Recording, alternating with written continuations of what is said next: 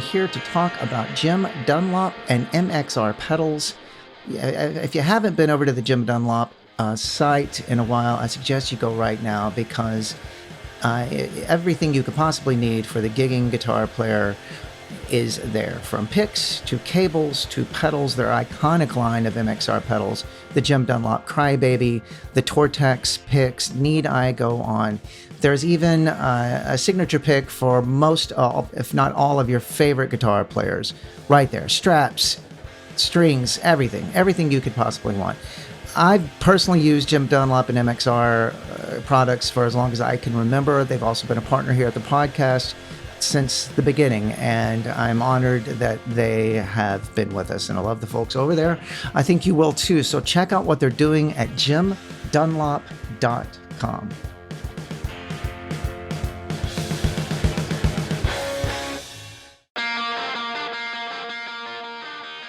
I'd like to welcome our newest sponsor, Schecter Guitars. They are celebrating their 50th anniversary this year. 50 years.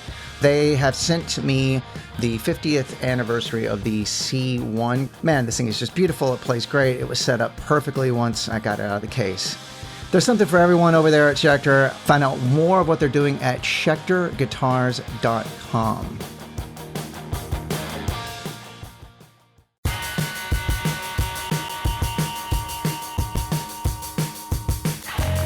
Welcome to the Anti-Heroes podcast with your host, Zach Blair. I am Zach Blair. How are you doing? You know, I don't know when you're going to be listening to this. I don't even know when this one's going to be coming out. But for me, currently, this is the day before Thanksgiving, 2025. Hopefully, I'll have a good one. I don't know. I could. So, I am going to give thanks to myself here on this podcast, because I am having some of my favorites. And I hope you are fans of these guys, but if you're not, you really do need to do yourself a favor and go and buy anything that we talk about of theirs in this podcast. I am talking about Jeff Burke and Mark Ryan, together of the band Marked Men, but separately of a myriad of other great, amazing bands. Nothing either one of them do is bad. It's all good. Jeff with Radioactivity and Lost Balloons and the Potential Johns. Mark with ODX and Mind Spiders, both of them of the Reds. Mark also of the Odd Fellows. The list goes on and on. This is the Denton sound, ladies and gentlemen. These guys were purveyors and godfathers of the Denton punk scene that has become so popularized by many bands that are working right now. Bad Nerves and Spiritual Cramp and certain other bands. Bands that sort of came out of that scene, Riverboat Gamblers, Bad Sports. To me, it's seminal punk rock. To me, and that's even because of the lack of a better term, but I'll even tell these guys, and I tell them on this podcast, just how advanced their writing always was. It stood out. I think the fact that they weren't doing it as like their sole focus. They all had other jobs and other careers happening. I do feel like if they had just sort of put everything into their bands and toured the way other bands did, they might have been more of a household name in the sort of quote-unquote punk rock world. Because, holy shit, if you're fans of these guys, you're really fans of these guys. You get it. And for me, I was always just blown away by everything they did. And then there was also the good fortune of the fact that we were from maybe 20 minutes away from each other, so I was able to see them play, and they were able to see me play.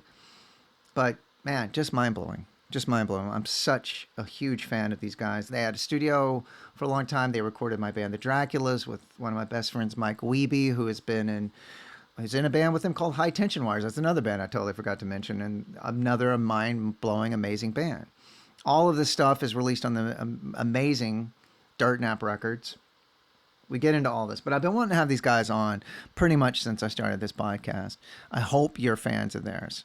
I hope you are. And if you aren't and you listen to them, you're going to hear so much going on now that is influenced by these guys' body of work, Mark Men especially. But you'll hear it and you'll go, oh shit, I thought insert band here was completely original, and they're not. They're taking it from my guests today, Mark and Jeff. So I'm going to shut up And I am going to let you listen to my interview with Jeff Burke and Mark Ryan.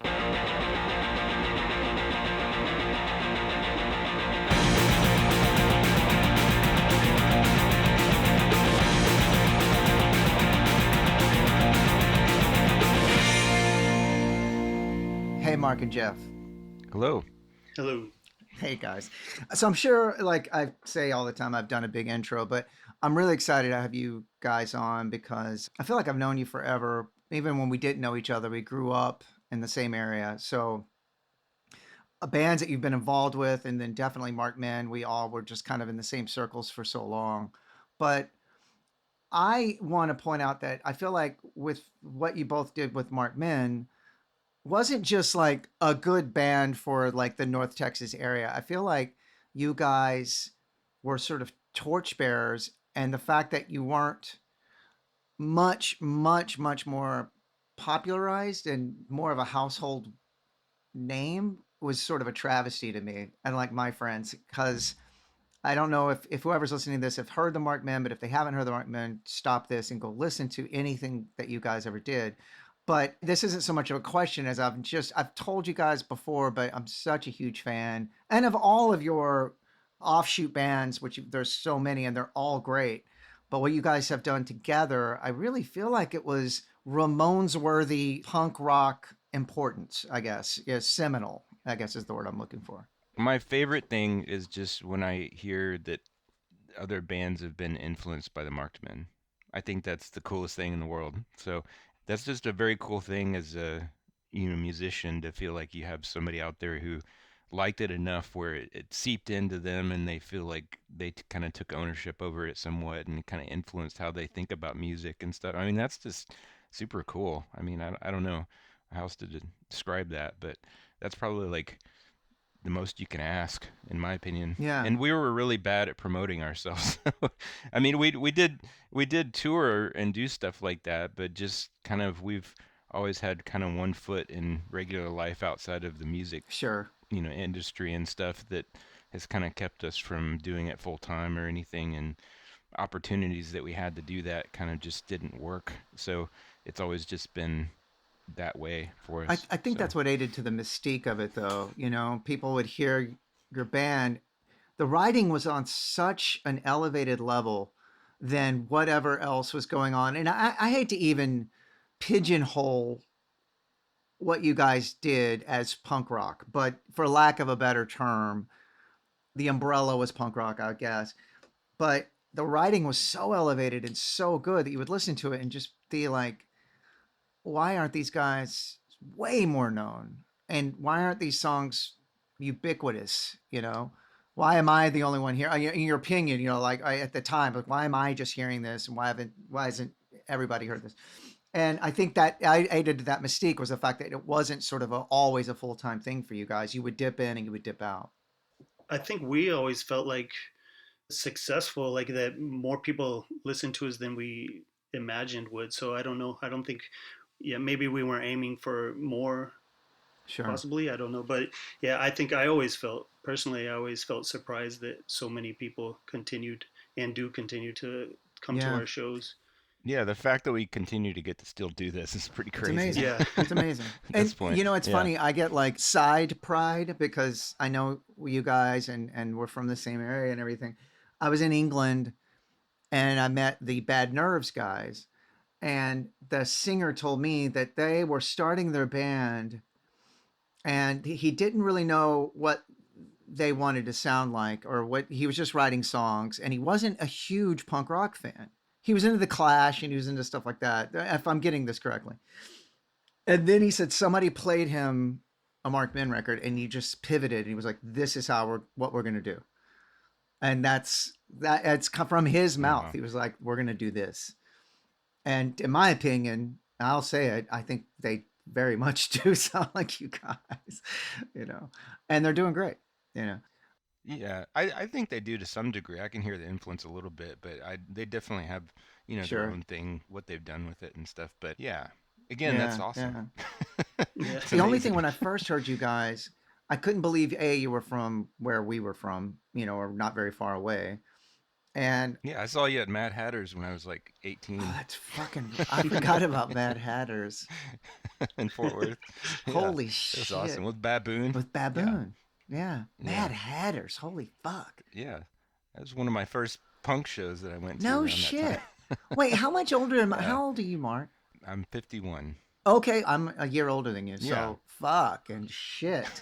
I had to have been, I was like 18, maybe 19. yeah, Yeah. yeah. It was around that Wow. time. Yeah. Baboon was like one of my first punk bands that I saw because in high school and everything, I lived in a small town in DeRidder and I didn't have any in Louisiana, so I didn't have any access to punk shows or anything like that. So Right. when I moved to Denton, I started hanging out with Chris Pulliam, our friend from Oddfellows and High Tension Yeah. Wires and stuff, and like we started going to punk shows together. And so yeah, you're in that mix of one of the first punk bands I saw. So Oh my God. I'm honored. I'm serious.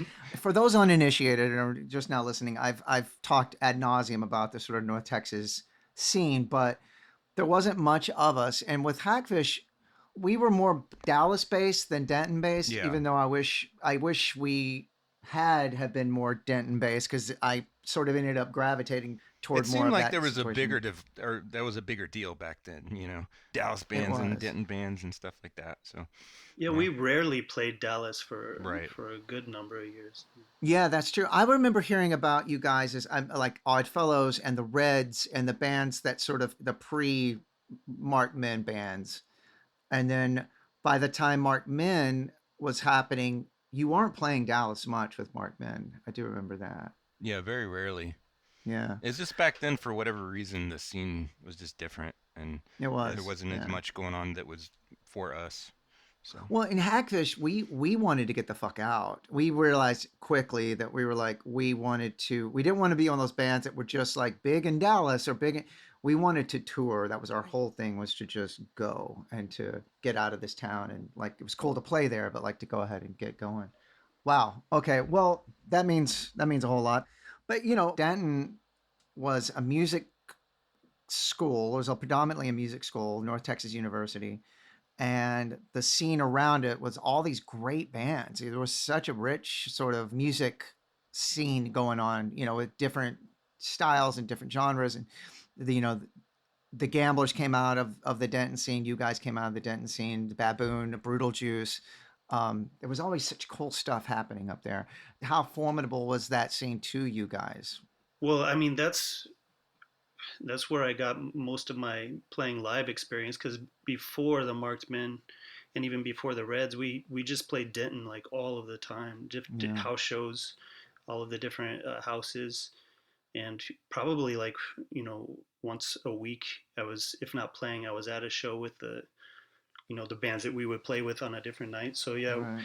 um, yeah, and I was watching the Oddfellows before the Reds and everything, and so yeah, we were watching each other's bands and playing with each other. So that started everything, I suppose. yeah, Yeah. for sure. Like the Bonnie Bray house was a big deal. That was the house that had all the house shows that Right. Jeff. I mean, he played more shows than I did there, but with several different bands and stuff. That's the Chopsockies and a bunch of different stuff. I think I met Jeff through Mike Wiebe because he was in the Chopsockies with him, but I'm sure I saw him with other bands before that too. That sounds right. Yeah. Mike fucking Weeby. Fucking Mike Weeby. No, I just remember thinking like, holy shit! Every time I would hear a band come out of that scene, I would be like, man, there is something so cool happening. I think there's that thing of that UNT is a music school and has the big famous music program, and I think Yeah. Jeff can speak on this more, but it just seems like there's a good number of good musicians there because of that. And I think a lot of times people will start in the music program and then immediately get burnt out on it, but they still love playing Right. music, and so that it transfers to just there being a lot of bands in that area Hmm. because like the people who are in that program like end up hating it and want to enjoy playing music again. Right. So they end up Right. making their own stuff. So it like the level of like I guess musicianship is pretty good a lot of Right. Yeah, times. that's for Yeah. Yeah. sure. That's Yeah. for sure. One of the coolest things about punk is that you don't have to be like a virtuoso to be able to play the songs. That's the Ramones taught us that you don't need to be Yes or Genesis to be able to write a song. And as a musician myself, you guys were really good players. All of you guys were. And that was another thing that was like not to be trifled with, that I always, when I went and saw you guys the first time, I was just like, oh shit. Like these guys know their shit. And that was something I think was effortless for you guys. I don't think you sort of planned that. You just were merely really good, you know, and that showed in the music as well, you know, and the songwriting. I know that my playing changed once I joined the Reds because Mark and Chris are both very rhythmic Right. players, I think, and I wasn't as good with my right hand. Like I was more about chords and melodies or whatever, like chord Sure. progressions. But yeah, I was able to develop that skill more once I joined the Reds and tried to match what they were doing. So that Right. that definitely affected my playing. Yeah, I think, Wow. and that's a funny thing that we've talked about later that, of course, we weren't really conscious of at the time. I remember you saying that at one point. I was like, oh, that's cool, but I didn't realize how much that kind of shaped, how that our bands turned out. That made a big Right. Hmm. difference, Oh because, yeah, yeah, changed my songwriting and everything, of course. Yeah. Yeah. yeah. Well, you guys definitely have a great relationship between you two as guitar players. Your duo, your guitar partnership. Well, I can play pretty solid downstroke rhythms. and Right. then and then once I started playing with Jeff and figure out how good he is at all the solos and melodic stuff on Mm, guitar, I was just like, nah, I'll let him do all that. I don't know. Mark Yeah. Mark can do the solos. He's Yeah. yeah. He's Yeah, Mark, come on. yeah. Yeah, I don't know. Um, I'm a studier, and I'm a dork. I'm a guitar dork, so trust me, I've watched you guys play a lot, and I've developed my opinion.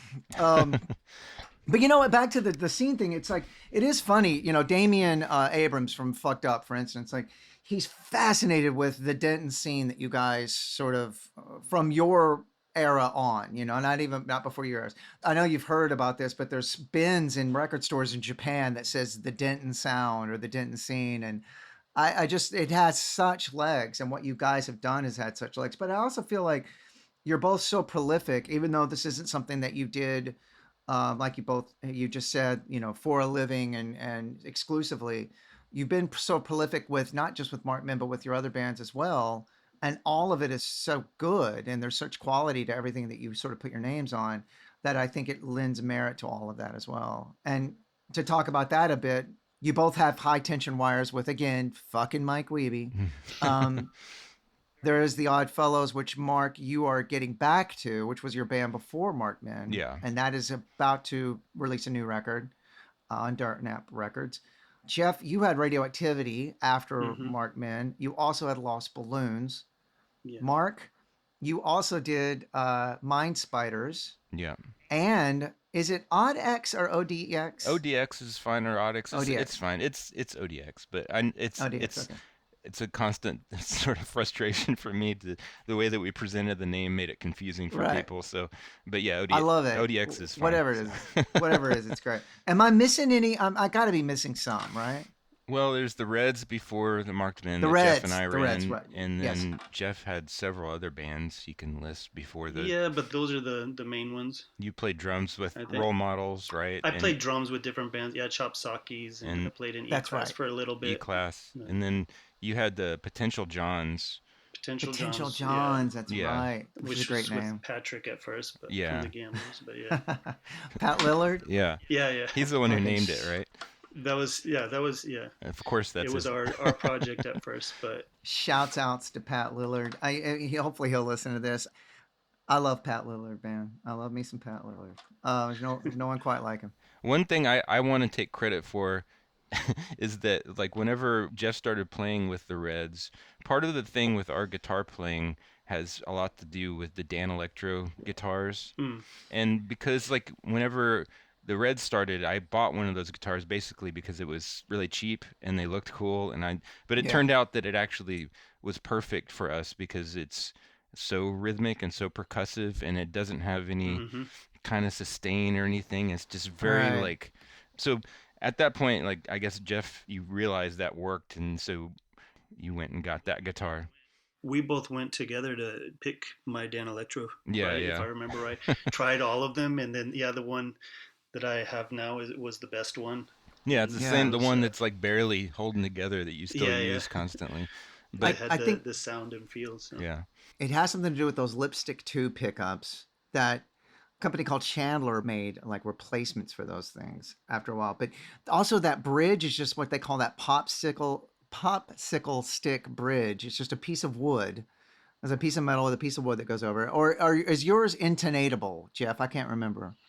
No, I It's don't just think so. it's No, just the yeah, stick, right? It's just the piece of wood. Yeah. yeah. Yeah. And you know, because, and I, to your point, Mark, I tried to fuck with all that because we're all buddies and you guys recorded the Dracula's record, which was fucking great. And as a show of gratitude, I wanted to give you guys like guitars Hmm. because that's my love language. I almost fucked with the delicate balance. Like that is such an important thing to you guys is those guitars. You know what I mean? And I was like, no, you need this like Nash Telecaster and Jeff, Yeah. you need a Gibson SG Which is an and all awesome that shit. guitar, and I used it a Oh, lot in Yeah. Mind good, Spiders and good, stuff.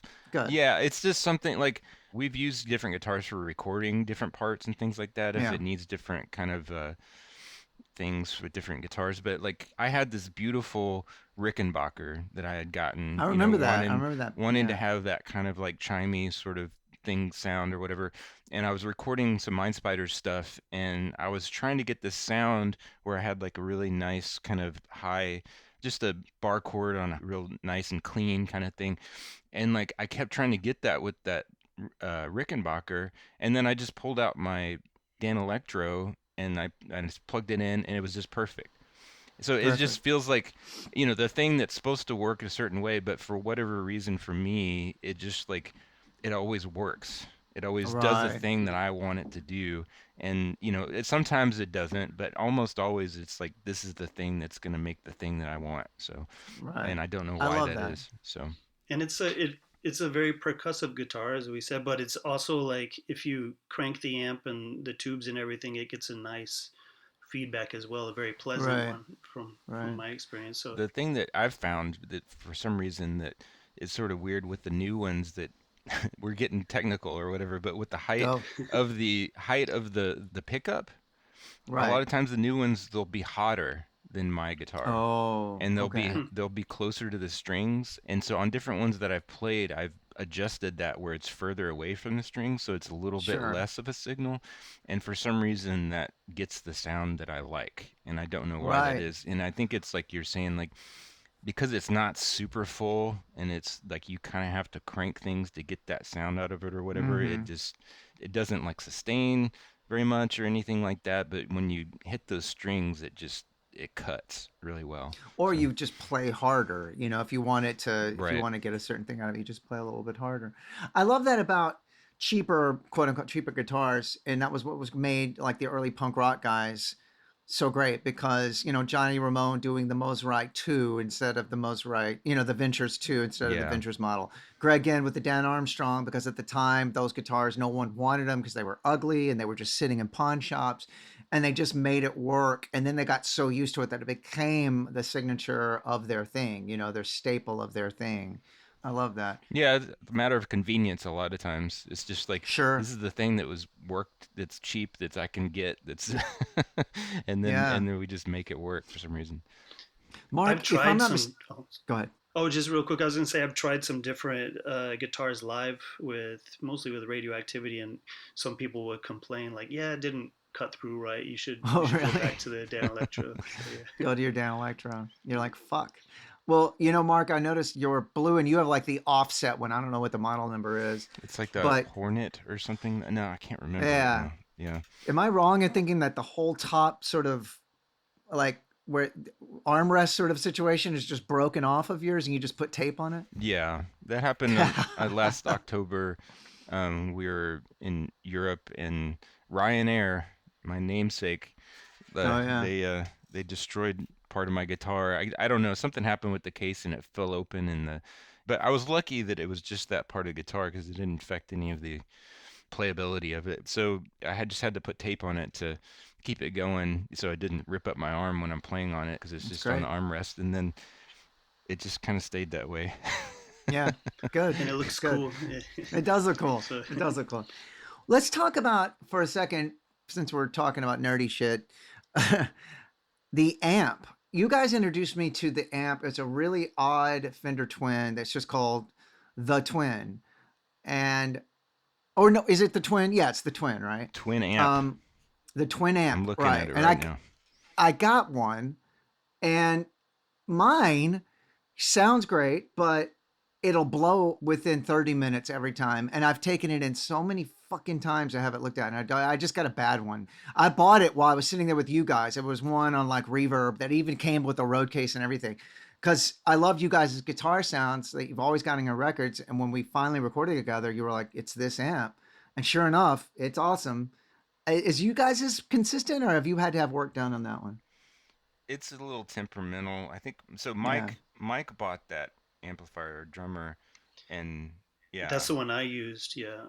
yeah. But he did modify it. He changed the tubes and the speakers. I don't know. Oh, Mine's screwing up on me. It works most of the time. I kind of have to bang on a little bit, and it'll right. be crunchy, and then it'll start working again. So, so I didn't actually, but we've just like most of the time now we just use the DeVilles, I think, right? I mean, for live if we have that option, Right. just because those are. Yeah, yeah. Because most of the time when they have like a twin reverb, it doesn't have a gain channel, and so I don't know. Yeah. I don't have. I haven't practiced enough with pedals to make it work. So I like to get the drive from the amp itself if I can. Those DeVilles are good, solid amps, man. They always sound really consistent.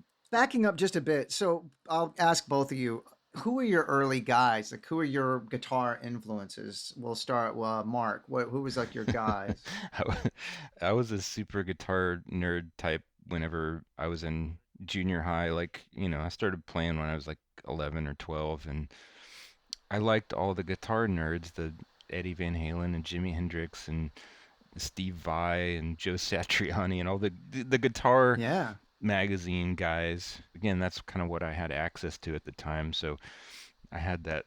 And yeah, I got at those magazines, was learning stuff through the tablature and all that kind of stuff. So I was actually a lot more proficient in terms of playing solos and being as far as technical playing when I was younger because I stopped really caring about that as much as time went on because like Jeff Right. said, we kind of focused more on the right hand and the rhythmic part Right. and became a lot more important. And so that's kind of what I focused on since then. What about you, Joe? Early on, I was listening to similar guitar guys. I liked like the what was it, Jason Becker and Marty Friedman, like right Yeah. when I started. But then I got into more like Cacophony. yes, yeah. But then Hmm. like yeah, prong was a big one for me. Oh, fuck yeah. Until so I learned on with metal and then went to some metal shows that had some punk bands playing and eventually crossed over. But yeah, started like that. Wow. I have a funny prong thing. So when I was a kid, there was these two brothers that got moved to Sherman, Texas, and they had like long blonde hair. They were from Florida, and they were like aliens. They got moved to Sherman to stay with their grandparents, and they were really into thrash metal and stuff. And they got my brother and I really into thrash metal. Then they got moved back to Florida, and I didn't see these guys for like 10, 12, 13 years, and finally tracked one of the youngest one. His name was Bradley. We tracked him down and got his phone number. This is before cell phones and stuff. And I called him and I was like, he answered the phone. I could tell it was his voice. And I was just like, dude, it's Zach Blair, man. I haven't talked to you in forever. What the fuck? How are you doing? And he didn't say hi or anything. He just goes, do you like prong? I was afraid he didn't say, hey, dude, what's going on? He's like, dude, do you like prong? And I was like, yeah, I do. How's it going? Anyway, Jeff, Daniel Freed, our mutual friend, shouts outs to Daniel Freed, guitar player in Radioactivity. He says you can play some Judas Priest. No, that's not true. I might be able to play something like that, but Judas Priest isn't part of my vocabulary. Okay, then he's It's got it my fucking guitar wrong. could yeah, yeah. He doesn't know me. Yeah. So, Fuck Daniel Freed. yeah. He doesn't know shit. Well, You he sure it told me was this. Judas Priest? He might have gotten the story wrong because he was telling me that you were like in the back seat of a car you guys were driving and you just had your guitar unplugged and you guys were listening to the radio. I could have this wrong. He'll probably correct me. But everything that was coming on, you were sort of playing along to, and that you knew a lot of stuff that he didn't know that you knew. I mean, it could have been like Megadeth or something, or Slayer or something like that. I was more into the little heavier bands, I think, Good. at the time. Well, shit. We need to play some Slayers together sometimes. Fuck. That's what we need, band. We need a 3-star that no one will expect. We all three need to start like a thrash metal band. That's what needs to happen. Yeah, it took me a while to get my chops back, but I used to play some Ah, of that you got stuff. it. Yeah, same. You can do it. You can do it. I believe in both of you. I believe in both of you. So, what's next for both of you? Mark, are you all focused on Oddfellows at this moment? Yeah, I've got a new ODX album coming out here next month. Oh, wow. So that's done. It's just kind of in the works. And then, yeah, the Oddfellows record is done and ready to go. That should be out sometime early next year. It's not certain yet, but yeah, so I'm staying pretty busy. And Jeff, you got Radioactivity. You're focusing on that? Yeah, which just came out. Okay. Yeah, so nothing else planned at the moment. Okay. It's a great record, by the way. Thank you. Yeah, yeah. And Mark, the Oddfellows thing, I was lucky enough that you sent me a copy of that, and that one's great as well. All of these records come out with Dirt Nap Records, and that is all of our buddy Ken Chipaiko. I always pronounce it wrong. I think that's close. Is it Chipaiko? Yeah. Chipaiko? Okay. Who does the universe a service, and he slogs it out with an independent record label, which is really tough business nowadays. But he puts out all of our records, which is great. And he's a great guy. So if Ken's listening, hi, Ken, and thank you for doing that. Yeah, for sure. We've been doing records with him since, what, 2003 or something like that. So Yeah. it's been over 20 years he's put up with our nonsense. So, God, he's put out everything Mark Mann, correct? yeah. The history of that's a little wonky. Is this the first album came out on Dirt Nap, and then No, the second one. The first one came I'm out sorry, on on Ripoff, Rip right? Off, yeah, Yeah, yeah. and then the second album came out on Dirt Nap, and then the third album came out on Swami, and then the fourth album was on Oh, Dirt Nap. right. But then, like, eventually we moved everything to Dirt Nap that was originally released on other labels, just because the other labels weren't very active and they weren't repressing stuff, and Ken Right. was happy to do it, and so it makes a lot because he's always just completely solid on getting stuff done and paying us and all the good Yeah. stuff about running the label well. So Yeah. Hey, great guy. Did you guys ever work with John Reese from Rocket from the Crypt with Swami? I know he released the record, but did you ever record with him or anything? No, he sent some mics when we recorded Fix My Brain for Oh, us to use. And we toured with one of his bands, like a brief tour, the Sultans. yeah. Yeah, it was a great But band. it's not in the studio. We haven't worked with him. He's another guy, so prolific, and everything is good. Everything is really fucking good. You yeah, know? he's really good. Yeah. He's a huge fan of you guys too. I saw him. Oh, I want to say last summer. He was with uh, me first in the Gimme Gimmes, and he was playing with those guys, and we ended up talking about you guys. He was just like, Cool. "You're from Texas, right?" And then we talked about you guys, and I was like, "Yeah, those fucking assholes." uh, yeah, what a great guy, what a fucking great legacy. So I bank these so it'll come out later, but you have some things coming up, correct? Yeah, we got a show coming up next week, actually, December 6th or 5th and 6th. We're playing Austin and Denton, one with the Gamblers and one just in Denton on our own. So Right. Okay, I'll be there at the Austin show. That'll be a cool. lot of fun. Yeah, yeah, yeah. I ask everybody, do you have a piece of gear that you've lost that got stolen? Maybe you had to hawk it, whatever, but something that you lament and that you wish you had back. I had a guitar that is not a big deal to me. Like it was stolen from a show and I don't miss it. But yeah, I don't think I have anything that I lost that What I was the miss. guitar? It was a Schecter. Oh, yeah, yeah. And it was similar. Yeah, I think it was trying to be a Danelectro, but it wasn't as comfortable and it wasn't as light and it didn't sound as good. And Okay. it was harder to play. So Danelectro won. Yeah, So you gave that to the universe. It was built a little better. That was like the only Right. thing that yeah. yeah. I think what we've always talked about with the Danelectros is like it's sort of a crapshoot if you get a good one or not. Mm-hmm. Like you've got to play on it Yeah. and like mess with it and get it, just play on it for a while to figure out if it actually is going to hold up, because they don't have any like quality control, it seems like, or at least back then they Right. didn't. So it's just sort of like whatever they're crapping out at the factory, and then some of them are really good, and then some of them are just kind of weird for some reason, and just don't. You have to earn it. You have to earn it That's with a true. Danelectro. Yeah, it's not giving you anything. Yeah, I've had several guitars stolen. One of them was that Rickenbacker that I was talking about that was so nice that it It was. got stolen? Yeah, it was after a Riverboat Gamblers show when I was playing with the Gamblers briefly, and like we were in Austin at South by Southwest, and I stupidly left it in the back of my car, and somebody smashed out my window and stole it. So, um, Oh, yeah, fuck. That guitar was, I think, when we switched from the Reds to the Markmen, we thought we were going to change stuff up. So I had started the Markmen playing that Rickenbacker, right, Mark? Isn't that the one? I think Yeah. so. Yeah, yeah, we had used that on some of the Yeah. some Yeah. of the At least the recordings and first stuff. 7 inch. Yeah. Yeah, God damn it. It's the worst. What that feeling when you walk up, because I've had guitars stolen like that too, and you just something doesn't look right, and what you're looking at is your broken out window, right. Yeah, and you're like, wait a minute, why does that look like that? And then you're like, oh fuck, it's broken. It's just all sort of slowly that it dawns on processing. you what you're gonna have to deal with now. I applied to Music Cares. That I don't know Oh, if that's even still going or whatever, but like it had to turn in my musical history and all, and put in an application. So, but I got a new guitar out of it. oh no So that shit. actually Do you worked remember out what? okay. Do you remember what you got out of it? I think I got another Rickenbacker. Yeah. Yeah, Oh, yeah. Okay. do you still have that? Nope. I ended up selling them all. Fucking Danelectro till death. Yeah. Hopefully you'll get a Danelectro endorsement out of this. Jeez.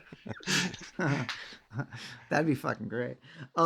You guys have not characteristically been pedal guys. You're not pedal guys, but are you a little bit pedal? I know maybe in the studio you guys are, but if you were to use a pedal, what would that be? Not with the Marked Men. With other Mm-hmm. bands, I used different things with Mind Spiders and stuff for different effects, and I did a lot with that. But yeah, mostly not so much. It just depends on the project. ODX, I use a lot of. I don't play guitar on that as much anymore, but like I used a Right. lot of weird effects with that. But yeah, for me, live using pedals, it's too much to think about. I don't want to deal with it. Mm-hmm. Yeah, that's a lot. It's a Yeah. lot. What about you, Jeff? I've started to, just because we don't do driving tours so much Mm-hmm. anymore. So you're always playing on somebody else's equipment. So I started bringing some pedals just to make sure I have the gain that I need. Sometimes I use a Chandler Germanium, Oh yeah, yeah. uh, which is really cool. I think possibly in the Markman, but definitely throughout Radioactivity, I use a Moog delay pedal, mostly for its drive, Gotcha. and just a light delay for leads and stuff like that. So Yeah, that Gotcha. was a Those are both great pedals. yeah, that Moog pedal, like you said, is the delay pedal, but we ended up using that for there's something about the drive on that that we'd use for like all the vocals when we were recording, and yeah, it was sort Wow. of yeah, a magic yeah. pedal that was like our go-to for quite a long time. Um, Wow. so, but yeah, that's right now when I tour or when I'm gonna use my amp, I just have an OCD pedal. Also a great pedal. Yeah, So one thing we haven't talked about is you guys had a studio together called Cool Devices in Fort Worth for quite a while, correct? About 5 years, I think. yeah. About Right. 5 years. You recorded a bunch of great records there. You recorded the Dracula's record. You recorded your own stuff, your own body of work. I know you guys are geographically in different places, but I'm rooting for the next iteration of that studio at some point. Yeah, I enjoyed doing it, and I miss having that space a lot of just being able Mm-hmm. to have that space to go to make stuff and get away from the house and stuff like that. And that was so good to have that. But I really enjoyed recording other bands too. But this is just my thing is just like I don't like recording other bands unless I really, really want to, because otherwise I just feel like I should just be working on my own stuff. And I know Yeah, that's super for sure. selfish, but I have done quite a bit of that over the years too, outside of what Jeff and I did. Like sometimes we work on mixing other people's stuff or mastering it sometimes. So Jeff's been even more busy with that than I have, I think. So, I have a mixing setup at home, but yeah, I don't have a place to make noise so much anymore. Right. I can almost tell when it's been you guys at the helm. if I'm listening to a record, I can almost tell there's signature things that you guys do, and I think that's the hallmark of any good artist or great artist is having some sort of calling card, like something that makes them discernibly them. And you guys both have that for sure. Thanks. Yeah, of course. All right. Well, you know what? It's we're at about 40 minutes now, and I don't want to keep you guys too much longer. But I really appreciate you doing this. And like I said, I know we're all buddies, but I am still really such a fan of both of you, and I love everything you do. And I just hope you keep doing that voodoo that you do so so well. Yeah, so thanks for doing this. Thanks, man. We appreciate having us. Thank you.